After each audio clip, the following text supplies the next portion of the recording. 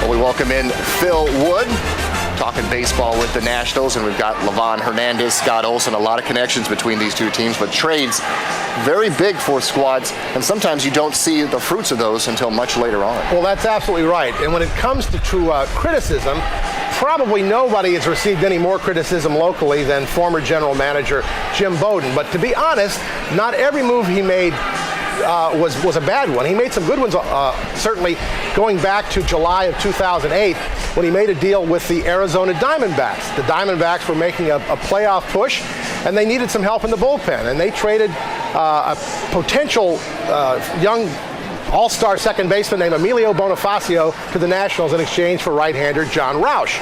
Well, Roush, of course, went to the Diamondbacks, didn't stay. He's now doing a good job with the Minnesota Twins. Bonifacio at the time had been considered the heir apparent to Orlando Hudson at second, but off he went to join the Nats, where he was immediately labeled the long-term answer at second base. He got into 41 games with the Nats over the second half of the season, batted about 250 with no power, not many stolen bases. He also struck out a lot. Still, the potential was there. Well, not for long, because right after the World Series ended, Emilio took his act on the road again.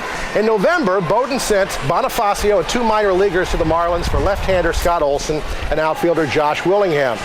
Well, a little less than 200 games later, the verdict seems clearly on the side of the Washington Nationals. Willingham hit 24 home runs last year, despite beginning the year on the bench, and had a pretty good start this year. Olson struggled last year, eventually needed surgery, but notched 20 consecutive scoreless innings recently, and of course the near no-hitter on Thursday.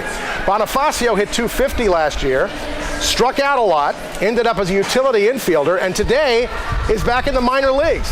After an 0-for-3 start, he was sent down to New Orleans. Of the other two players who went to Florida in the deal, one of them is out of baseball, and the other one is currently batting .210 in Class A ball. So here we are now, a couple of years later, and I think it's safe to say point, set, and match Washington Nationals. And thank you once again, Florida Marlins. Phil, you look at the football example with Donovan McNabb coming within the division to the Redskins.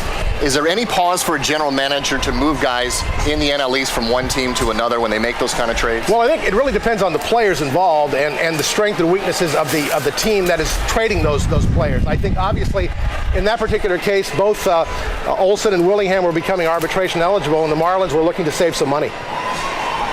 Well, you know, when you look at like the A.J. Burnett trade, or the Josh Beckett trade for Ramirez, how do you think that works out? They got Lowell, they got Beckett, and these guys got one of the best players in baseball. Is that kind of an even deal? Or? Yeah, I think at this point I might even give the edge to Florida, because Hanley Ramirez is probably one of those cornerstone-type players.